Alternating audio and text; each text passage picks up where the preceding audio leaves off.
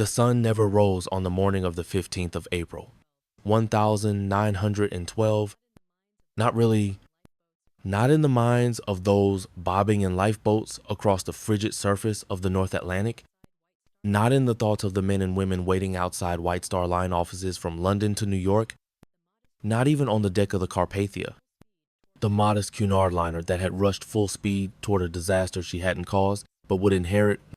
When the world speaks of the Titanic, it speaks of grandeur, tragedy, hubris, but it rarely speaks of Carpathia, the ship that saved the living, cradled the broken, and carried history's most haunted passengers into the waiting arms of a world unprepared for the truth. And in doing so, it became both messenger and mourner. But the question remains, what really happened aboard the Carpathia after Titanic's lights went out, and how did her journey reshape the world's understanding of tragedy, truth, and survival? The 14th of April, 1912. The Carpathia was sailing peacefully through calm waters, 3 days out of New York. Her destination was Fiume in Austria-Hungary, and her passengers were enjoying an uneventful transatlantic crossing. By all accounts, it was quiet, the kind of voyage that slipped into memory without ceremony, until the silence was broken by the electric clatter of a wireless message, a distress call faint, but urgent. The Titanic had struck an iceberg. The wireless operator, Harold Cottam, double-checked the coordinates. He ran to wake the captain, and in that moment, the rhythm of the voyage changed forever. Captain Arthur Rostron, a devout and disciplined man, made his decision in minutes. Carpathia would turn back full steam toward Titanic's last reported position. He knew what that meant. Icefield, night seas, danger, but not going. That was worse. He ordered the engines pushed to their limit. All heat in the ship was redirected to the boilers. Every available hand was called. Lifeboats prepared, blankets, food, and first aid readied. Rostron crossed himself, and Carpathia plunged into the dark. It was a night of haunting stillness and electric fear. Icebergs dotted the sea like sleeping giants, but still they sailed faster than the ship had ever been pushed before. The stars overhead blinked cold and silent as Carpathia steamed toward a ghost, and when dawn broke, they saw the truth. There was no ship, only lifeboats, drifting among debris. The sight that greeted Carpathia's crew and passengers at first light would never leave them. Bits of wood, an empty deck chair, a child's bonnet, and dozens of lifeboats filled with men, women, and children, some barely alive, some wrapped in silence so deep it felt like part of the ocean itself. They began the process of hauling survivors aboard, one by one, body by broken body. Some shivered uncontrollably, their faces blue from cold.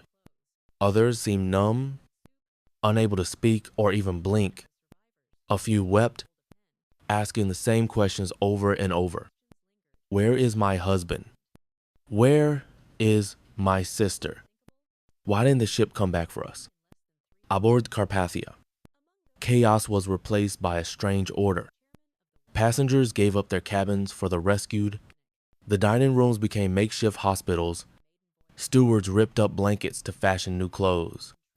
Volunteers made soup, fetched water, wrote messages for the survivors too shaken to hold a pen. And still, the questions lingered. What had happened? Why had the ship hailed as unsinkable vanished beneath the sea in less than 3 hours? Among those rescued was Bruce Ismay, chairman of the White Star Line, the man behind Titanic, the man who had sailed proudly aboard her maiden voyage and now arrived, pale and trembling, aboard a different vessel. Some survivors saw him sitting alone, eyes fixed on nothing. lips moving silently as if praying or remembering. Others whispered that he had survived while so many had perished. But no one knew the full truth. There wasn't time for blame yet. There was only the storm of emotion, of grief, disbelief, and the silent question pulsing beneath every heartbeat: why did so few survive? While Carpathia carried the survivors back toward New York, across the Atlantic, a very different drama was unfolding, one filled with false hope, garbled headlines, and mass confusion. The Titanic, after all, had been the world's greatest ship. How could it be gone? Early news reports were hopeful, absurdly so. Some newspapers confidently stated that all passengers had been transferred to nearby ships. Others claimed Titanic was still afloat. Being towed to Halifax, families breathed sighs of relief. Special trains were even dispatched to meet survivors, only to be turned back hours later when the truth began to cut through the noise. The wireless technology of 1912, revolutionary as it was, had a fatal flaw. It was chaotic. Anyone with a Marconi receiver could intercept signals, and they did. Titanic's distress messages were picked up by journalists, decoded poorly, and rushed to print before any facts could be confirmed. Even officials at the White Star Line were misled. Vice President Philip Franklin, speaking from the New York office, confidently declared, "We are perfectly satisfied that the ship is unsinkable." He assured anxious families that Titanic had simply lost contact due to atmospheric conditions. By midnight, his confidence collapsed. Tears replaced proclamations, and the world began to understand the scale of what had happened. Outside White Star offices in London, Liverpool, and New York, families gathered, silent and desperate. Names of survivors often wrong were posted on boards. A wife might be told her husband had died, only to find him alive days later. Others were given hope, only for it to be taken away again in a cruel reversal. Carpathia, for all her grace and effort, could only send a limited number of messages. There was only one wireless operator on board when she set sail. Harold Cottam, and now he worked beside a ghost. Because the second operator was Harold Bride, Titanic's own junior telegrapher. Bride had survived the sinking, clinging to an overturned lifeboat with frostbitten legs. And yet, the moment he was brought aboard Carpathia, he asked for one thing: to go back to work.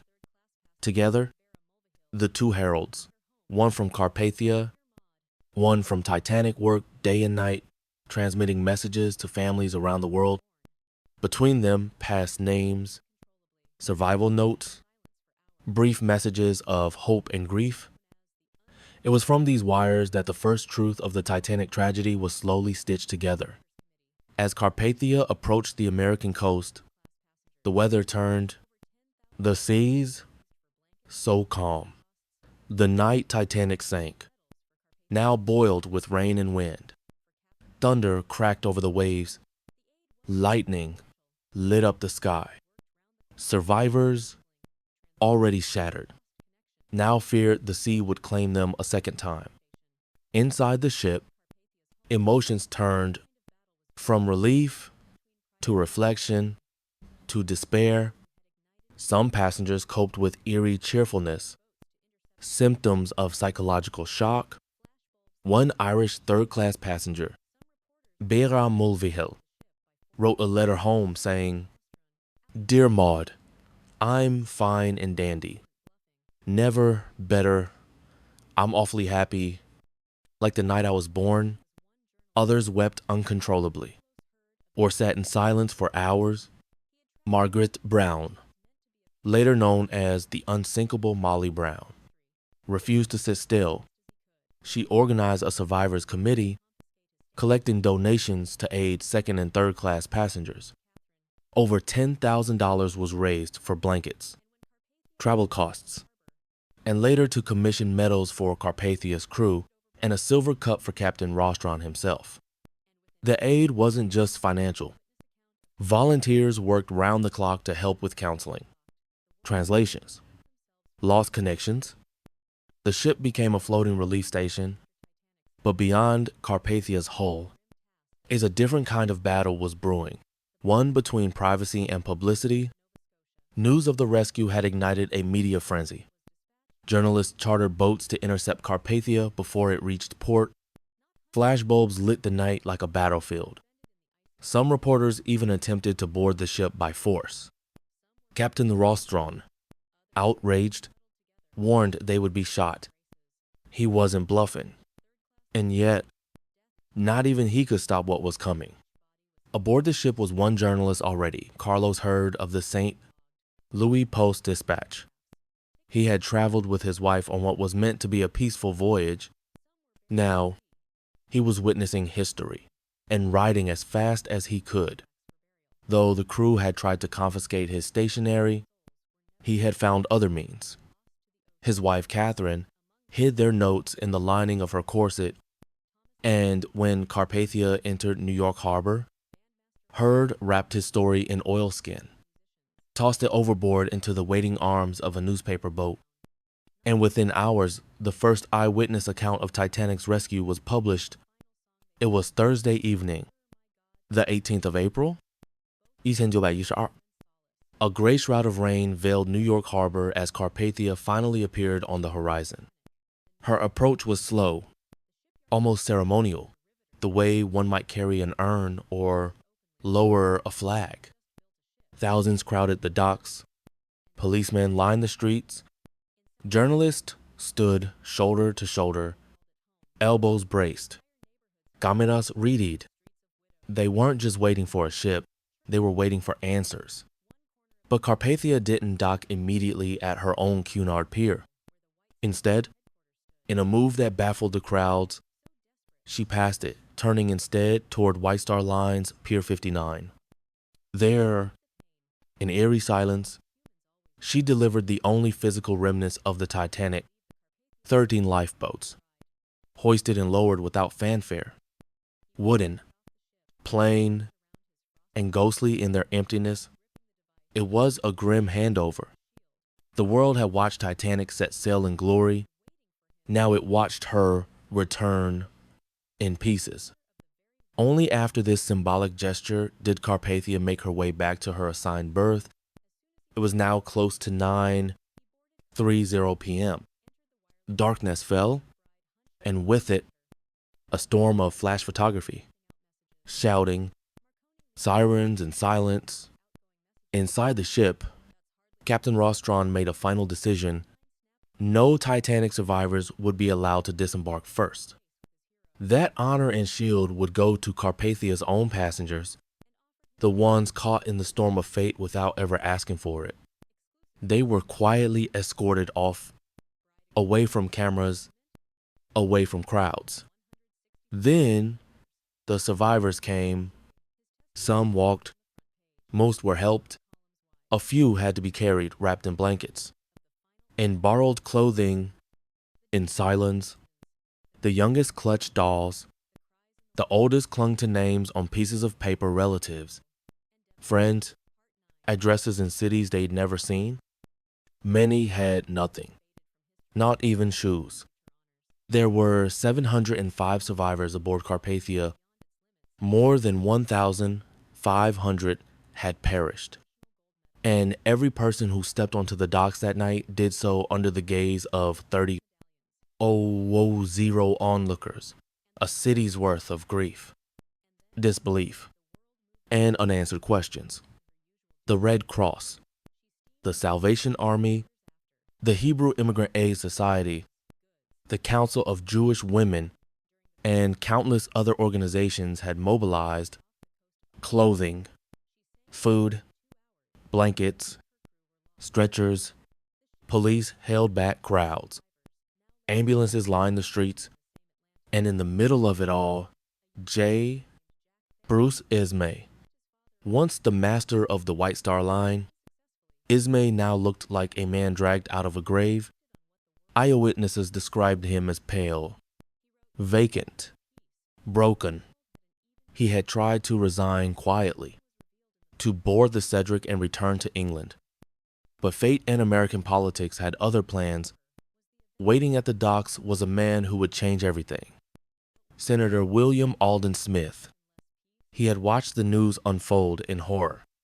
He was convinced the Titanic disaster was not just an accident, but a symptom of arrogance, of corporate recklessness, of negligence, and Ismay was his first witness. The very next morning, the 19th of April, the United States Senate launched an unprecedented inquiry before the shipwreck had even been found. Ismay was subpoenaed and escorted to testify. In his opening statement, he said, "In the presence and under the shadow of a catastrophe so overwhelming, my feelings are too deep for expression in words, but words would be demanded." The American press wasted no time. Headlines branded him J. Brute Ismay, the man who fled while women and children drowned. His actions were dissected. His presence in a lifeboat, condemned. His expressionless face, mocked. William Randolph Hearst, the media tycoon, ensured that Ismay's name would become synonymous with cowardice, and behind the scenes, another twist emerged. Messages Ismay had sent from Carpathia asking for a ship to be ready for his escape had been intercepted by the U.S. Navy. Rather than show remorse, Ismay was seen trying to leave quietly. He would never recover. His career ended not in retirement, but in disgrace. The man who had once dreamed of building the greatest ship on earth would live the rest of his life as a symbol of human failure, not because he caused the disaster, but because he could not rise above it. As the Carpathia docked, the world's eyes had fixed themselves firmly on the living. But even then, just days after Titanic's death, there was a far more grim task unfolding upon the Atlantic. The bodies from Halifax, Nova Scotia. The cable-laying ship Mackay Bennett was dispatched with one purpose: recover the dead. They found them not hundreds, but over 300, suspended in the icy waters, preserved by cold and silence. Some were floating alone. Others were still huddled together, as if in final embraces. First class, third class, crew death did not discriminate. Each body was cataloged with painstaking detail. Personal effects were logged. Jewelry, photographs, ticket stubs, remnants of lives frozen in time. Some were buried at sea, the sheer number overwhelming. Others were brought back to Halifax for burial. And yet, over 1,100 souls were never recovered, lost to the ocean.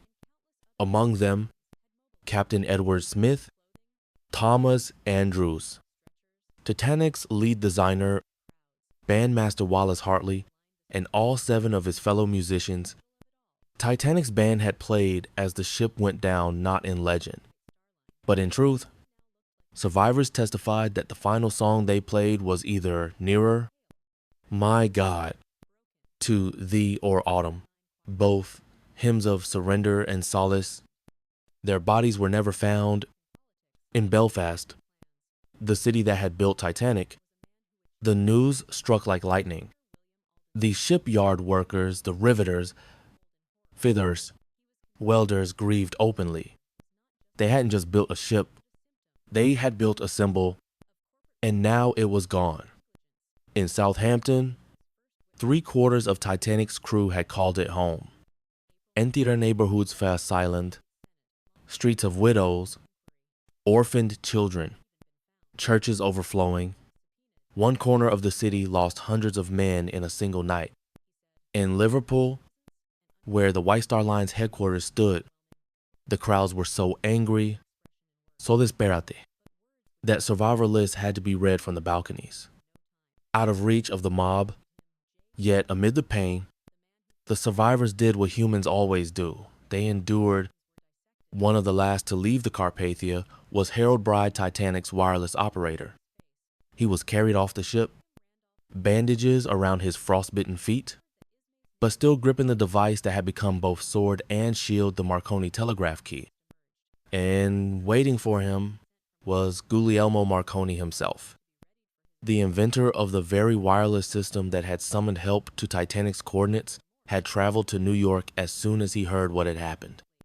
He boarded Carpathia personally, entered the wireless room, and found Bride hunched over the transmitter, eyes sunken, still tapping out messages. Marconi leaned in, read one of Bride's outgoing messages, and said, "That's hardly worth sending now." Boy, the line snapped Bride out of his trance. He turned and was face to face with his hero. Marconi thanked him, congratulated him, and offered him a deal: tell his story exclusively to the New York Times. Bride agreed. The payment, the modern equivalent of $166,000. The very next day, his testimony appeared on the front page 5 columns wide. It painted a harrowing portrait of the final hours aboard Titanic, the desperate transmissions, the collapsing decks, the cries in the water. Bride's story was raw, factual, and devastating. Before Carpathia faded from history, she too received her honors. Captain Arthur Rostron, who had pushed his ship beyond its limits and saved more than 700 lives, was awarded the Congressional Gold Medal. He was knighted by King George V. His crew received bronze medallions, personally commissioned by Margaret Brown and the Survivors Committee. And then the world moved on. Carpathia returned to her usual duties. She steamed through the Atlantic for years after carrying passengers, messages, goods. In 1918, during the First World War, she was torpedoed by a German U-boat off the coast of Ireland. She sank in less than 2 hours. 5 of her crew were lost. The ship that had rescued Titanic survivors now lay beside her, deep in the same Atlantic. In 1940, a young survivor named Jack Thayer, who had lost his father aboard Titanic and had tried, unsuccessfully, to comfort Jay, Bruce Ismay that night reflected on what the world had become in the decades since. He wrote, "There was peace, and the world had an even tenor to its way. Nothing was revealed in the morning that was not known the night before." It seems to me that the disaster about to occur was the event that not only made the world rub its eyes and awake, but woke it with a start, with less and less peace, satisfaction, and happiness. He was speaking not just of a shipwreck, but of a turning point. Titanic had symbolized a belief in control of nature, of progress, of fate. Its sinking reminded the world that even the most beautiful dream could be broken in a single night. The Carpathia was the quiet witness to that lesson. She did not sail to glory. She sailed to grief. And in doing so, she brought the truth to shore. So the next time you hear the name Titanic, remember this. It was not just the ship that went down that night. It was an age. What followed the Carpathia's arrival was not merely investigation, it was a reckoning. The United States Senate conducted its inquiry with unprecedented speed. Just hours after Carpathia docked, testimonias began. Bruce Ismay sat, pale and hollow, before the tribunal. Senator William Alden Smith, relentless and theatrical, interrogated him about lifeboat shortages, evacuation procedures, and his personal escape. The world listened closely. Ismay defended himself, sometimes with clarity, other times with agonizing hesitation. But perception had already turned against him. While other men had perished, guiding others to safety, the White Star chairman had lived, and in the court of public opinion, that was all that mattered. He wasn't alone. Officers, surviving crew, passengers all were called to testify. Harold Bride, still recovering, recounted how he and Jack Phillips had stayed at their post until the water filled the Marconi room. He spoke plainly, often coldly, as if still processing what he had witnessed. And then came the numbers. Of the more than 2,200 souls aboard Titanic, only 705 survived. The lifeboats, meant for 1,178, had launched only partially filled. One carried just 12 people. Entire families vanished. Entire crew gone. And behind every name, a life interrupted mid-sentence. The inquiries concluded with scathing condemnations. International maritime laws were changed. Ships would now carry lifeboats for everyone aboard. Radio operators would be on duty 24 hours a day.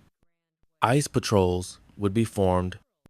A world lulled by the illusion of invincibility had awakened, shaken, but not all wounds could be mended with legislation. For the survivors, the return to normal life proved impossible. Many never boarded a ship again. Some, like Edith Russell, were haunted by sounds, the wail of a foghorn, the slosh of a wave. Others withdrew into silence. Their testimonies given, their pain remained unwitnessed. Take Charles Lightoller, Titanic's second officer and highest-ranking surviving crewman. Though he acted heroically during the sinking, guiding many to lifeboats and surviving on an overturned collapsible, he was never asked to command another passenger liner. The stigma of survival marked him till even decades later.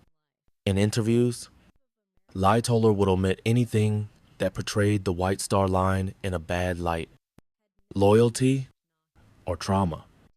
And what of Harold Bride? He left the Marconi Company after a few more voyages and disappeared into civilian life.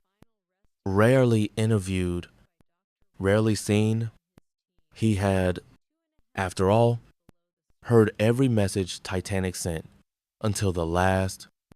There's a haunting photograph taken on the 18th of April, 1912.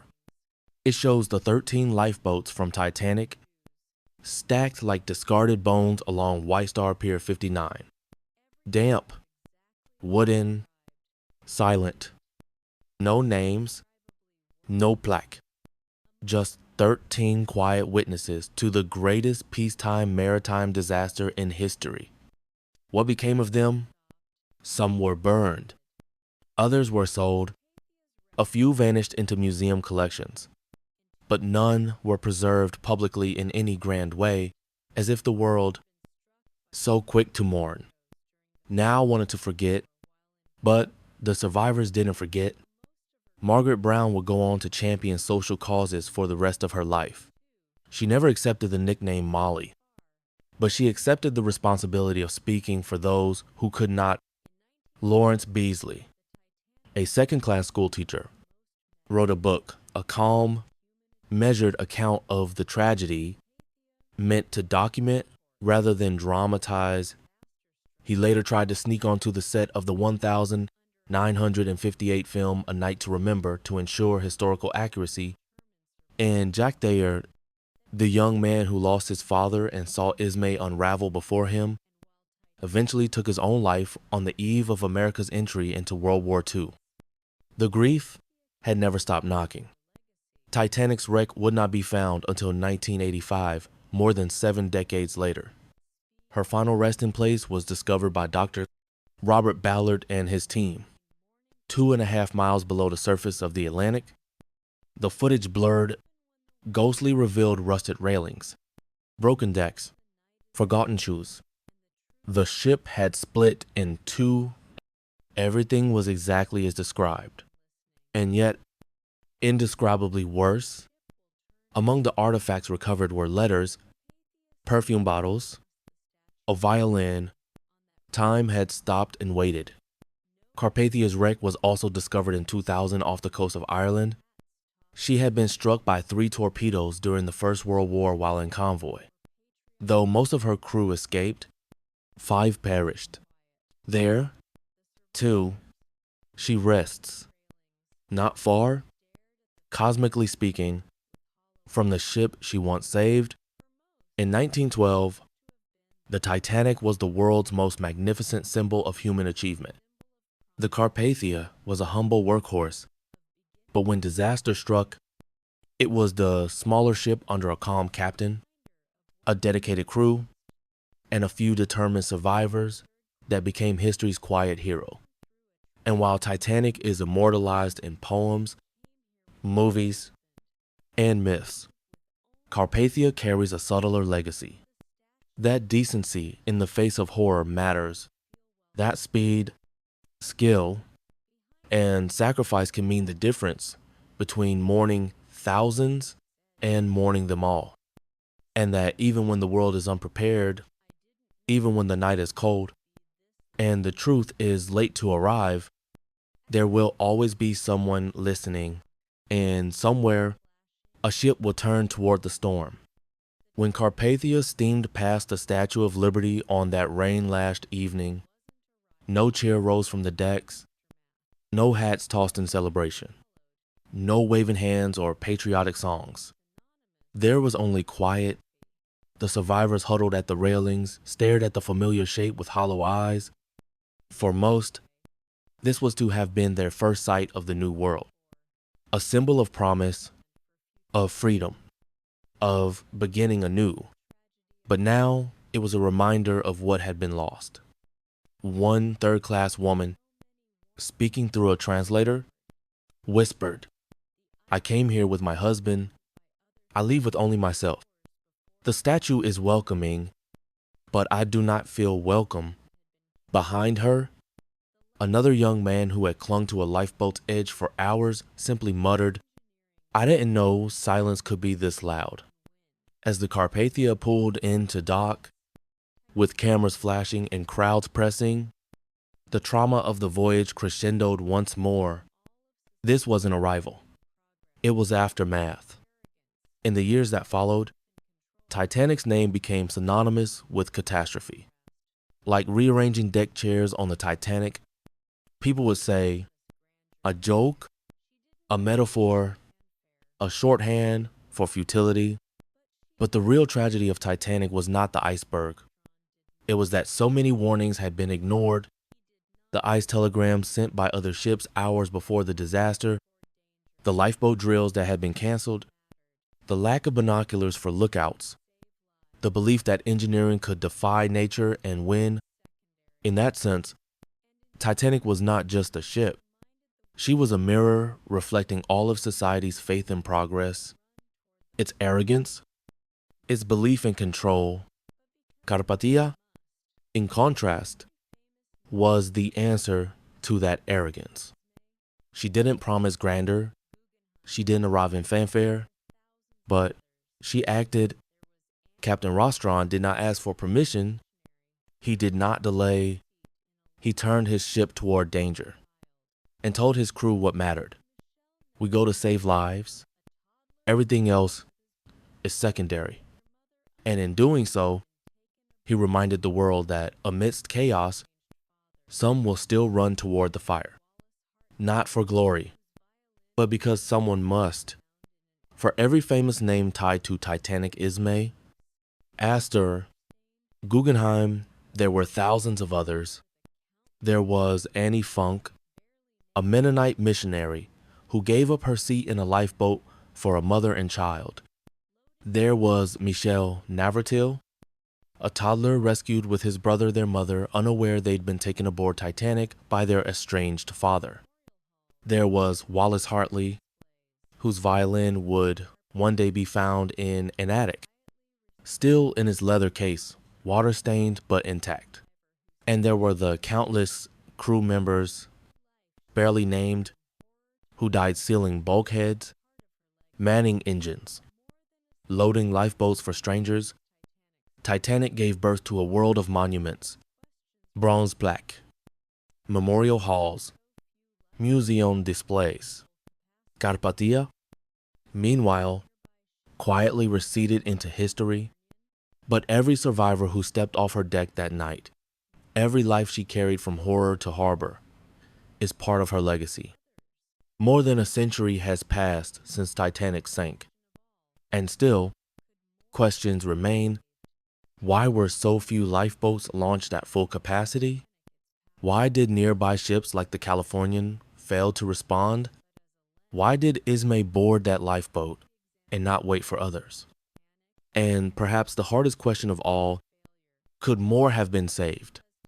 It is these questions that give Titanic its power, not just as a disaster, but as a lens through which we examine leadership, panic, compassion, and failure. Because Titanic is not just history. It is prophecy and warning, and the Carpathia was the reply. In a quiet ceremony after the rescue, Margaret Brown presented Captain Rostron with a solid silver cup, engraved with gratitude. His crew received bronze medals, hand-pressed by the Survivors Committee. Years later, he would remember that cup more vividly than any royal medal or naval honor. It came from the hands of those we saved. He said, "It came not for who we were, but for what we did." That night in April, when the sea split with screams and the sky was clear and cruel, Carpathia had answered a call.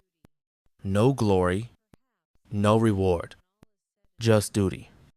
And perhaps when all is said and done, that is why she should be remembered, not for who built her, not for how she died, but for how she chose to live, by turning toward the darkness and carrying the light